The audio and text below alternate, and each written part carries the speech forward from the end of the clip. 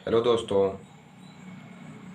आज हम लोग देखेंगे नया प्रश्न, है ना। प्रश्न पहला में देखे थे हम लोग समीकरण की जो सहायता से हम लोग को मूल है अथवा नहीं उसको क्या करना था, पहचानना था। मूल है अथवा नहीं उसको हमको पहचानना था समीकरण की सहायता से। अब इसमें प्रश्न क्रमांक 2 में देखना है, निम्नलिखित द्विघात समीकरण के मूल ज्ञात कीजिए, है ना। मतलब समीकरण के क्या करना है, अपने को मूल ज्ञात करना है। मूल मतलब एक्स जो दिया है उसका क्या करना है, अपने को मान ज्ञात करना है। एक्स बराबर अपने को लाना है ना। उसमें हम लोग क्या करने थे, मूल है अथवा नहीं पहचाने थे। लेफ्ट हैंड साइड बराबर राइट हैंड साइड, यदि बराबर आता था तो मूल है, बराबर नहीं आता था तो मूल नहीं है। अब इसमें अपने को मूल ज्ञात करना है, तो मूल ज्ञात करने मतलब एक्स का मान लाना है, एक्स का मान मूल, है ना। कैसे लाएंगे वो आगे देखते हैं। एक्स बराबर अपने को मान लाना है, मूल लाना है। हम लोग अध्याय 1 में भी देखे थे, प्रश्नावली 4 में, है ना। एक द्विघात समीकरण का सूत्र की सहायता से मूल कैसे ज्ञात करते हैं, उसी प्रकार सेम टू सेम प्रश्न क्रमांक 2 है, निम्नलिखित द्विघात समीकरणों के मूल ज्ञात कीजिए। अध्याय 3 एक चर का द्विघात समीकरण, प्रश्नावली 2। आगे देखते हैं। अब दिया है पहला, एक सरीन 4 एक सरीन 2 बराबर 0, ऐसा अपने को क्या दिया है, सवाल दिया है। तो मूल कैसे ज्ञात करेंगे, तो जो दिया है उसको लिखते हैं, है ना। तो दिया है क्या दिया है, एक सरीन 4 एक सरीन 2 बराबर 0 दिया है ना।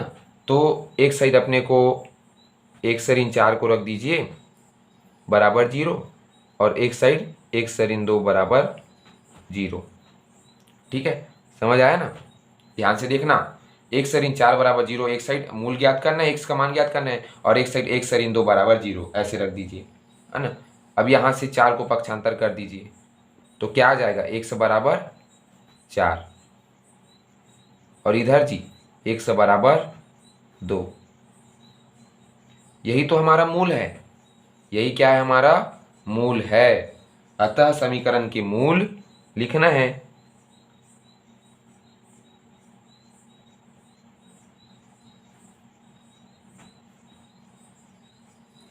एक्स बराबर 4 व एक्स बराबर 2 है। ठीक है, समझ आया ना। बहुत ही सरल है। एक सरीन 4 एक सरीन 2 बराबर 0 ऐसे दिया है, मूल ज्ञात कीजिए बोला है। कुछ नहीं करना है अपने को, बस एक सरीन 4 है बराबर 0, इधर एक सरीन 2 बराबर 0 कर दीजिए, है ना। और एक से बराबर अपने को एक्स का मान लाना है ना, एक्स का बराबर लाना है, वही तो मूल है, यही मूल है। ये जो एक्स है वही मूल है, तो उसको, है ना, अब लाना है मान। तो क्या करेंगे, एक सरीन 4 बराबर 0 एक सरीन 2 बराबर 0। अब ऋण 4 को पक्षांतर कर दीजिए तो क्या आ जाएगा, धन 4, तो एक्स बराबर 4, वैसे ऋण 2 है, पक्षांतर कर दिए 2 बस आएगा, तो एक्स बराबर 2। यही तो हमारा मूल है दोनों, यही जो क्या है, हमारा दोनों मूल है। तो अतः समीकरण के मूल एक्स बराबर 4 व एक्स बराबर 2 है। ठीक है, यही हमारा आंसर है, यही हमारा क्या है, आंसर है। अतः समीकरण के मूल एक्स बराबर 4 व एक्स बराबर 2 है। बस पक्षांतर किए हैं दोनों को, ऋण है वह धन में आया, मूल ज्ञात हो गया। वैसे आगे देखते हैं दूसरा। ठीक है, दूसरा दूसरा अपना प्रश्न क्या बोल रहा है, 2x धन 3 और 3x ऋण 7 बराबर 0। ठीक है, देखने में थोड़ा अलग लग रहा है, नहीं ये मेरे से नहीं बन पाएगा, ये तो कठिन लग रहा है, ऐसा लग रहा है, लेकिन बन जाएगा, बस पक्षांतर करना है। आगे देखते हैं हल। दिया है क्या, दिया है 2x धन 3 3x ऋण 7 दिया है ना, ऐसा अपने को समीकरण दिया है। तो 2x धन 3 और 3x ऋण 7 बराबर 0। अब इसमें x का मान अपने को क्या करना है, ज्ञात करना है। x का मान मूल ज्ञात करना है, यहाँ मूल निकाले, बस पक्षांतर किए, x बराबर 4 x बराबर 2, यही मूल है। वैसे सेम यहाँ पर, तो यहाँ पर क्या करना है, अब आगे देखते हैं। 2x धन 3 बराबर 0, 3x ऋण 7 बराबर 0। ठीक है, सेम वही प्रोसेस, यहाँ भी वही प्रोसेस था ना, एक ऋण 4 बराबर 0 अलग, एक ऋण 2 बराबर 0 पक्षांतर की, सेम वही यहाँ पर भी 2x धन 3 बराबर 0, 3x ऋण 7 बराबर 0। आगे हल करिए। अब धन 3 है, पक्षांतर करेंगे 2x बराबर, तो क्या हो जाएगा, ऋण 3, स्वाभाविक सी बात है, ऋण है ना, यहाँ धन 3 है, पक्षांतर कर दीजिए तो ऋण 3 आ गया, 2x बराबर ऋण 3, वैसे यहाँ पर 3x है, ऋण 7 को पक्षांतर कर दीजिए तो क्या आएगा 7 आएगा ना।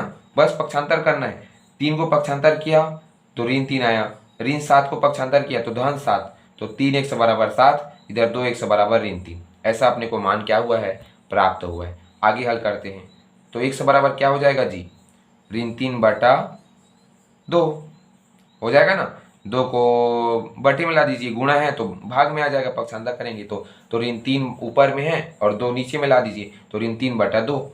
x का मान अपने का क्या निकला, या x का मान ये x बराबर ऋण 3/2, एक ठोक अपना मूल निकला। और इधर क्या निकल रहा है, x बराबर 7/3, एक मूल अपना ये निकल रहा है। देखिए 7 अपनी जगह में, 3 x गुणा में है, 3 को पक्षांतर करेंगे तो भाग में आ जाएगा तो 3 बटे में आ जाएगा तो 7/3।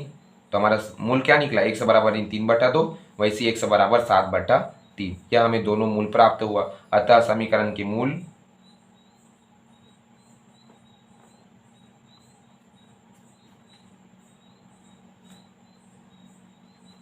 x बराबर ऋण 3/2 व या तथा भी लिख सकते हैं x बराबर 7/3 है। तो आइए देखते हैं प्रश्न क्रमांक 2 का, है ना, प्रश्नावली 2 का प्रश्न दूसरा का तीसरा सवाल। निम्नलिखित में द्विघात समीकरणों के मूल ज्ञात कीजिए। निम्नलिखित द्विघात समीकरण के मूल ज्ञात कीजिए। मूल ज्ञात करना है अपने को, x का ही मान ज्ञात करना है ना। x का क्या करना है अपने को, मान ज्ञात करना है। यह क्या है, 7 है। ठीक है, क्या है वह, 7 है। तो आइए देखते हैं, बहुत ही महत्वपूर्ण सवाल। तो निम्नलिखित में द्विघात समीकरण के मूल ज्ञात कीजिए, तीसरा सवाल है अपना प्रश्नावली 2 का। तो x ऋण 7 स्क्वायर बराबर 0, ऐसा अपने को सवाल क्या है, मिला है। x ऋण 7 स्क्वायर बराबर 0, तो जो दिया है आइए देखते हैं। दो ठो तो अपन समझ ही चुके हैं। दिया है, क्या दिया है, x ऋण 7 स्क्वायर बराबर 0। ऐसे अपने को समीकरण क्या है, दिया है, जो भी दिया है ना। तो ऐसा अपने को दिया है x ऋण 7 स्क्वायर बराबर 0। तो बस स्क्वायर मतलब कि आप लोग क्या समझते हैं, स्क्वायर मतलब कि 2 बार, स्क्वायर मतलब कि 2 ठो है। क्या है, 2 ठो है, मतलब x ऋण 7 फिर x ऋण 7 बराबर 0। यह हमारा क्या बोल रहा है, सवाल अपने को यह बोल रहा है कि x ऋण 7 स्क्वायर बराबर 0, मतलब कि x ऋण 7 और x ऋण 7 बराबर 0, 2 बार है, 2 बार, 2 ठो है। अब इसी को हल करिए, क्या हो जाएगा, x ऋण 7 बराबर 0, x ऋण 7 बराबर 0। तो x का मान कितना आ जाएगा जी, ऋण 7 को पक्षांतर करो 7। ये एक ठो अपना आंसर आ गया ना। वैसे इधर हल करिए, x ऋण 7 बराबर इधर आ जाएगा, 7 को पक्षांतर करिए। अतः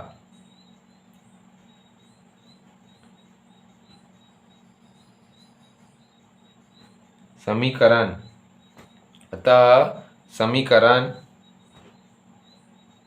के मूल x बराबर 7 व x बराबर 7 है। ठीक है, समझ आया ना। बस कुछ नहीं करना है, x ऋण 7 स्क्वायर बराबर 0 ऐसे अपने को दिया है, उसको 2 बार लिखना है, क्योंकि स्क्वायर मतलब कि 2 बार होता है, उसको 2 बार गुना करना। तो x ऋण 7 बराबर 0 2 बार किया मैं यहाँ पर, देखिए x ऋण 7 स्क्वायर मतलब 2 बार भाग में तोड़ दिया, x ऋण 7 बराबर 0।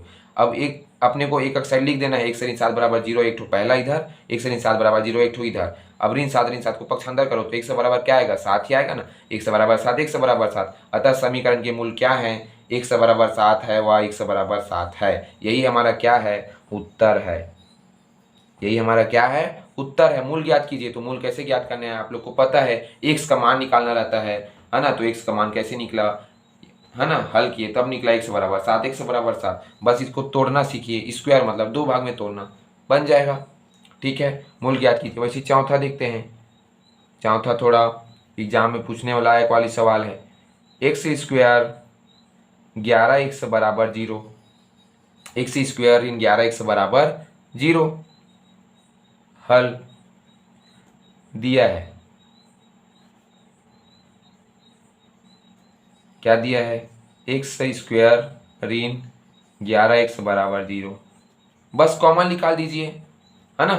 कॉमन तो निकालने आता ही होगा, हम लोग पढ़े हैं, है ना। तो कॉमन कैसे निकालते हैं, एक्स को कॉमन निकालिए तो अंदर में क्या बचेगा, एक्स ऋण 11 बराबर 0। कॉमन, है ना, कुछ नहीं किया हूं, बस कॉमन निकालिए, कॉमन। ठीक है, कॉमन निकालिए। एक्स स्क्वायर 11x बराबर 0 दिया है, एक्स स्क्वायर ऋण 11x बराबर 0। बस एक्स को अपने को कॉमन निकालना है, तो एक्स से जब हम कॉमन निकालेंगे अंदर में क्या बचेगा, एक्स ऋण 11 बराबर 0। बस एक साइड अपने को लिख दीजिए, इधर एक्स बराबर 0 आएगा। देखिए इधर एक्स है तो एक्स बराबर 0, और इधर एक्स ऋण 11 बराबर 0। ऋण 11 को पक्षांतर करिए, एक्स बराबर 11। यह हमारा समीकरण का मूल ज्ञात हो गया। ठो किया है, इधर से एक्स है तो एक्स बराबर 0 हो गया, एक्स ऋण 11 बराबर 0 हो गया, ऋण 11 पक्षांतर किए 11 आ गया। ठीक है, बस कॉमन निकालना है। अतः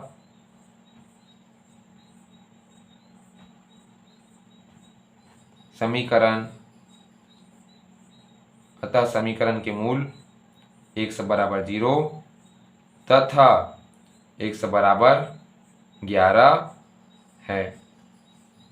ठीक है ना। इस प्रकार हमारा जो चौथा प्रश्न है वहां तक कंप्लीट होता हुआ आप लोग समझने का प्रयास करिए। यह बहुत ही अच्छी सवाल है और बेहतर सवाल है। ठीक है, यहाँ पर 0 कैसे आया, तो यहाँ पर x बराबर 0 है, एक गुणनखंड तो इधर करिए, x ऋण 11 एक अपने बराबर 0 है तो इधर को 11 पक्षांतर करिए तो x बराबर 11 अपने को मूल इधर प्राप्त हुआ, एक तो x बराबर 0 गुणनखंड में इधर प्राप्त हुआ। अतः समीकरण के मूल x बराबर 0 है तथा x बराबर 11 है। मूल ज्ञात कीजिए, बोला सेम यहाँ पर साथ साथ है। ठीक है, इस प्रकार हमारा चौथा तक जो सवाल है वह कंप्लीट होता हुआ। सवाल पांचवा, ठीक है, बोला गया है दूसरा प्रश्न, मूल ज्ञात कीजिए। मूल ज्ञात कीजिए मतलब कि एक्स है वही हमारा क्या है, चर राशि जो होता है उसी का मान ज्ञात करना रहता है। ठीक है, अपना जो एक्स है उसका मान ज्ञात करना रहता है, मतलब एक्स बराबर। ठीक है, तो कैसे करेंगे आइए देखते हैं। पांचवा सवाल, एक्स धन 12 स्क्वायर बराबर 0 ऐसे अपने को दिया है। तो क्या हम एक्स धन 12 को स्क्वायर दिया है मतलब दो भाग में हम लिख सकते हैं क्या, है ना, लिख सकते हैं। जैसे तीसरा सवाल इसी का जो है प्रश्न क्रमांक 2 का तीसरा सवाल आप लोग देखना, एक्स ऋण 7 स्क्वायर बराबर 0 ऐसा सवाल था, उसको हम दो भाग में लिखे, एक्स ऋण 7 बराबर 0, फिर 7 को पक्षांतर किए तो एक्स बराबर 7 आया आंसर, और एक तो एक्स बराबर 7 आया मूल। वैसी सेम यहाँ पर भी करना है, एक्स धन 12 बराबर स्क्वायर बराबर 0 दिया है तो एक्स धन 12 है उसको दोनों साइड अपने को क्या करना है, लिखना है, मतलब दो भाग में लिखना है ना। स्क्वायर मतलब क्या होता है, दो का गुणा, मतलब दो है, कोई भी चीज़ है, मान लीजिए एक्स है, एक्स स्क्वायर है तो एक्स गुणा एक्स, ऐसा दो ठो है ना। वैसे ही सेम यहाँ पर एक्स धन 12 की स्क्वायर मतलब दो ठो है, तो एक साइड एक्स धन 12 बराबर 0, फिर एक्स धन 12 बराबर 0। ठीक है, उसके बाद एक्स बराबर क्या हो जाएगा, 12 है तो ऋण पक्षांतर पक्षांतर होगा तो क्या हो जाएगा, ऋण 12, है ना। तो एक्स बराबर ऋण 12 हुआ। वैसे यहाँ पर धन 12 है, पक्षांतर करिए ऋण 12, एक्स बराबर, यही हमारा समीकरण का क्या है, मूल है। अतः समीकरण के मूल एक्स बराबर ऋण 12 व एक्स ऋण बराबर ऋण 12, दोनों ऋण ऋण 12 है। यही हमारा क्या है, आंसर है। मूल ज्ञात कीजिए बोला था ना, और हमारा आंसर यही पास मिल गया, एक्स बराबर ऋण 12, एक्स बराबर ऋण 12। बस पक्षांतर किए, दो स्क्वायर इसलिए डबल लिखे और पक्षांतर कर दिए, एक्स का मान हमें प्राप्त हो गया। वैसे यहाँ पर है छठवां सवाल, एक्स धन 1 बराबर 0 ऐसा अपने को सवाल दिया है ना। ऐसी सवाल हम लोग और बनाए हैं, किस में बनाए हैं, चौथा में बनाए हैं। एक्स स्क्वायर इन 11x बराबर 0 ऐसे दिया था चौथा, सेम यहाँ पर भी है वैसी, एक्स स्क्वायर धन एक्स बराबर 0। तो इसमें क्या करना है अपने को, कुछ नहीं, है ना। एक्स है दिया है, एक्स धन 1 बराबर 0 तो एक्स बराबर 0, ठीक है, और इधर एक्स धन 1 बराबर 0, एक को पक्षांतर कर दीजिए, ऋण आ जाएगा, एक्स बराबर आ जाएगा ना, एक्स बराबर ऋण 1। तो यही हमारा क्या है, समीकरण का मूल है। इसको समझ के आप लोग और अच्छा से बनाइएगा, यह आप लोग के लिए होमवर्क दिया जाता है। ठीक है, जो पांचवा और छठवां सवाल है आप लोग को समझ के बनाना है, बस इसमें मूल ज्ञात करना है। मूल मतलब एक्स का मान। ठीक है, तो यहाँ देखिए एक्स बराबर 0 है तो एक्स बराबर 0, एक्स धन 1 है तो एक्स धन 1 बराबर 0, धन 1 है पक्षांतर करिए ऋण 1 हो गया तो एक्स बराबर ऋण 1, एक तो ये हमारा आंसर है, ये मूल, है ना, और एक तो हमारा ये है। बस समझ आएगा ना, बस धन 1 है, पक्षांतर के ऋण 1 आया, इधर x बराबर 0 है तो इधर x बराबर 0। सेम यहाँ पास भी हुआ है, मूल x बराबर ऋण 12, x बराबर ऋण 12। तो हमारा आंसर क्या है, अतः समीकरण के मूल x बराबर 0 व x बराबर ऋण 1 है। ऐसा दोनों हमारा क्या है, आंसर है। यहाँ समझ आया ना, x बराबर 0 तो x बराबर 0, x धन 1 है एक साइड, तो x धन 1 बराबर 0, तो x 1 को पक्षांतर के ऋण 1, ठीक है, यहाँ पक्षांतर के ऋण 12। ऐसा अपने को सवाल को समझकर बनाना है और हल करना है, ठीक है। अब देखने वाले हैं प्रश्न क्रमांक 3। क्या वर्गमूल 2 समीकरण x² धन 2x ऋण 4 बराबर 0 का एक मूल है। इसमें अपने को मूल ज्ञात करना है। मूल मतलब कि यह मूल है कि नहीं, यह अपने को चेक करना है। तो मूल कैसे चेक करते हैं हम लोग देखिए हैं अपना प्रश्न क्रमांक पहला में, है ना। यदि लेफ्ट हैंड साइड बराबर राइट हैंड साइड आता है, बराबर आता है, तो वह क्या होता है, जो सत्य होता है वही मूल होता है। और यदि जो सत्य नहीं होता वह मूल नहीं होता, यदि बराबर मान नहीं आता। तो इसमें भी वैसे करना है, लेकिन x के मान क्या रखना है, वर्गमूल 2 रखना है। तो आइए देखते हैं, दिया है अपने को क्या दिया है, समीकरण x² धन 2x ऋण 4 बराबर 0। समीकरण दिया है ना, दिया है x² ऋण धन 2x ऋण 4 बराबर 0। ऐसे अपने को समीकरण दिया है। अब इसमें क्या रखना है, वर्गमूल 2 x की मान में, और मूल है कि नहीं अपने को ज्ञात करना है। तो समीकरण, है ना, समीकरण में x बराबर वर्गमूल 2 रखने पर, समीकरण में x बराबर वर्गमूल 2 रखने पर, ध्यान से समझना, ठीक है। वर्गमूल 2 रखना है। क्या वर्गमूल 2 समीकरण x² धन 2x ऋण 4 बराबर 0 का एक मूल है, इसी को पहचानना है। तो वर्गमूल 2 को x की जगह में रखेंगे और हमको हल करेंगे। यदि लेफ्ट हैंड साइड बराबर राइट हैंड साइड आता है तो वह मूल है, यदि नहीं आता है तो वह मूल नहीं है, ठीक है। यही यह प्रश्न बोल रहा है। तो समीकरण में x बराबर वर्गमूल 2 रखने पर समीकरण अपना क्या है, तो आइए आगे बढ़ते हैं।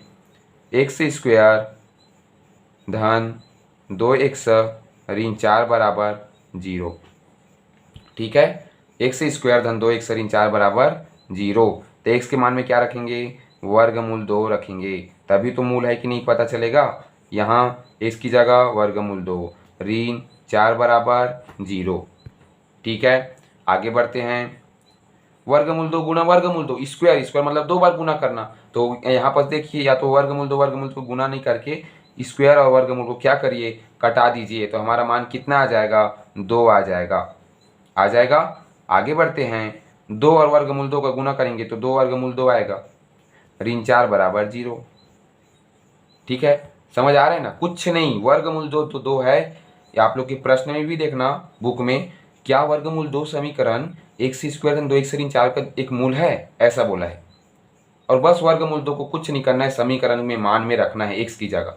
तो वर्गमूल 2 x की जगह अपना मान रखें, तो वर्गमूल और स्क्वायर क्या हो गया, कट गया, मतलब 2 बार गुना करते हैं तो सीधा एक ही जो संख्या है वह आता है। तो 2 और 2 वर्गमूल 2 का गुना किए, 2 वर्गमूल 2 ऋण 4 है, तो ऋण 4 बराबर 0। आगे बढ़ते हैं, अब 2 धन 2 वर्गमूल 2 ऋण 4 बराबर 0 मतलब क्या, मतलब यह है कि 4 में 2 घटेगा कि जुड़ेगा।